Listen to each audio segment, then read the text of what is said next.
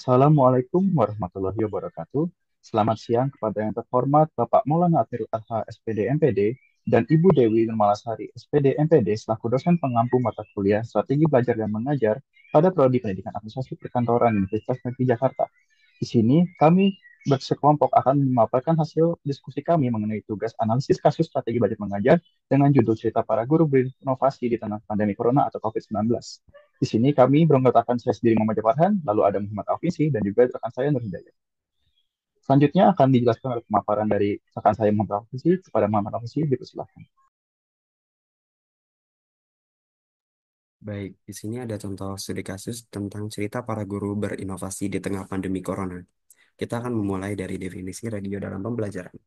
Radio adalah teknologi yang digunakan untuk pengiriman sinyal dengan cara modulasi dan radiasi elektromagnetik.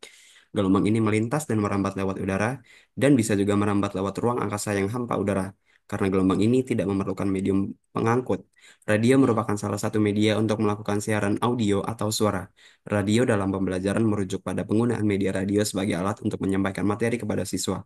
Ini melibatkan penyiaran program pendidikan yang dirancang khusus, di mana pengajaran dilakukan melalui format audio. Dengan radio, siswa dapat mengakses pembelajaran secara fleksibel, bahkan di daerah terpencil, tanpa memerlukan akses internet yang membutuhkan sinyal kuat. Metode ini memungkinkan interaksi dan partisipasi, serta membantu menciptakan pengalaman belajar yang lebih menarik dan dinamis. Di dalam media pembelajaran apapun bentuknya mempunyai macam-macam karakteristik seperti media radio. Radio memiliki karakteristik yang tidak dapat dipisahkan dalam kehidupan manusia karena memberikan banyak kontribusi yang besar bagi perkembangan komunikasi massa. Karakteristik radio memberi manfaat yang unik baik ditinjau dari sisi kelebihan maupun kekurangan.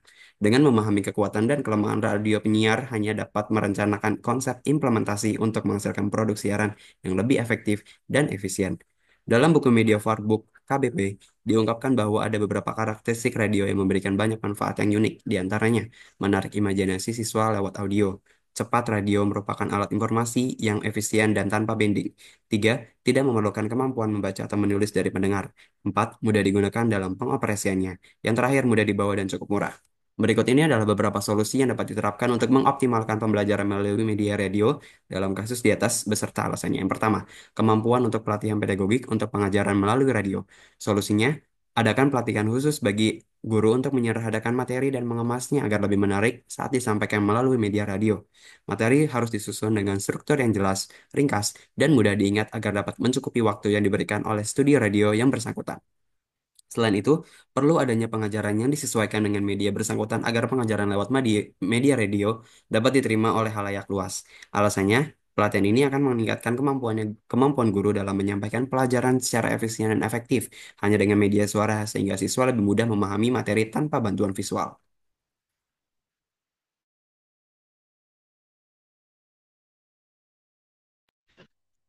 Kemudian yang kedua adalah penguatan kemampuan teknis penyiaran, yang dimana solusinya adalah menyediakan pelatihan teknis tentang penyiaran radio, termasuk manajemen radio, pengaturan suara, dan juga penggunaan peralatan studio radio.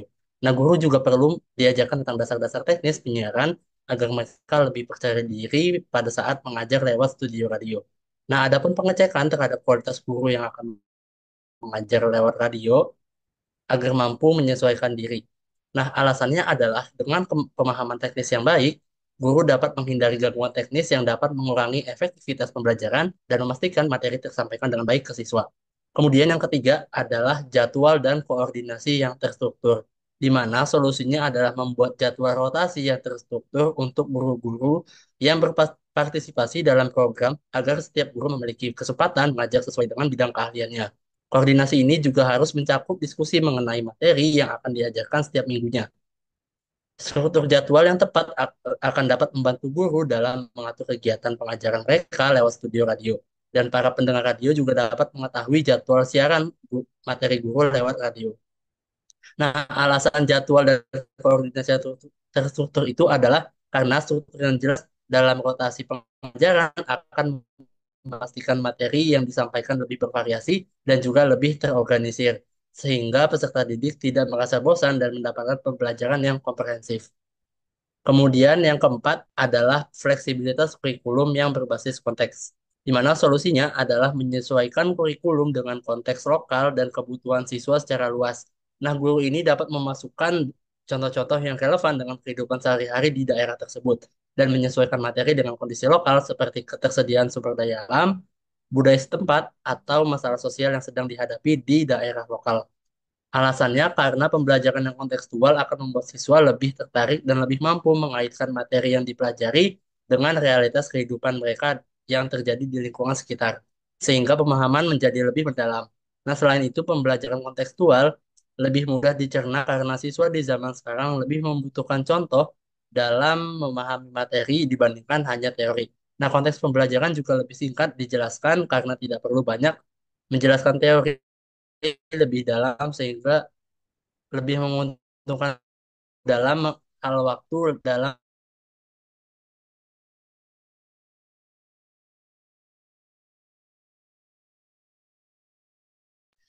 Baik, selanjutnya adalah yang kelima, penggunaan teknik komunikasi interaktif. Tentu saja ketika kita mengajar dalam kelas ataupun dalam Zoom, berbeda dengan halnya dengan mengajar lewat radio. Karena di radio kita hanya dapat mendengarkan suara-suara dari pendidik kita itu. Solusi yang kelompok kami anjurkan adalah mengajarkan guru teknik-teknik komunikasi yang interaktif, seperti memberikan pertanyaan reflektif, mengajak siswa untuk berpikir kritis, Mengajar serta membuat cerita menarik dalam penyampaian materi di radio seperti yang sudah disebutkan oleh rekan saya sebelumnya, yang bersifat kontekstual atau bercermin ke dalam dunia nyata kehidupan mereka masing-masing. Guru juga dapat menggunakan musik ataupun audio lainnya sebagai jeda untuk menarik perhatian siswa dalam mendengarkan penyampaian guru di radio hingga akhir. Alasan utama kenapa kami memanjurkan ini adalah karena teknik komunikasi yang dinamis dan menarik akan membantu menjaga perhatian siswa, terutama dalam pembelajaran melalui radio yang hanya menambahkan audio ataupun suara dari pendidik. Ini juga bisa menciptakan suasana pelajar yang lebih menyenangkan dan tidak membosankan, terlebih ketika kita hanya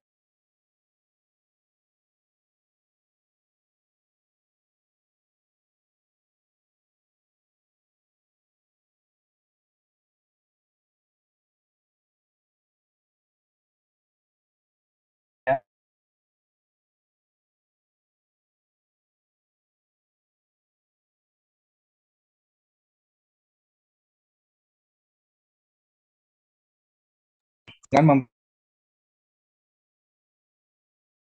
yang ada di radio.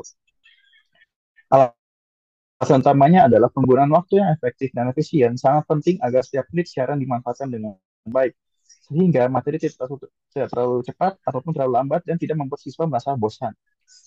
Lalu yang terakhir, yang ketujuh adalah peningkatan pemahaman sosial atau kultural guru.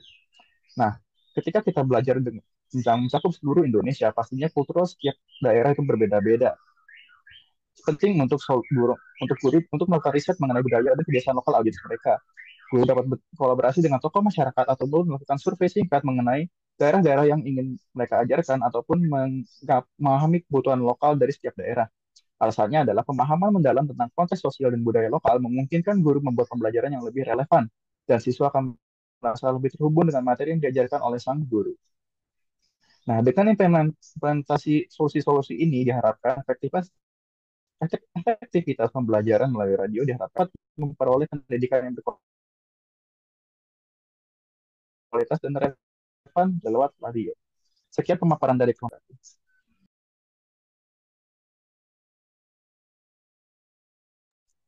baik, mungkin untuk terkait dengan penjelasan analisis dari kelompok kami cukup sekian, kurang lebihnya mohon maaf. Wassalamualaikum warahmatullahi wabarakatuh.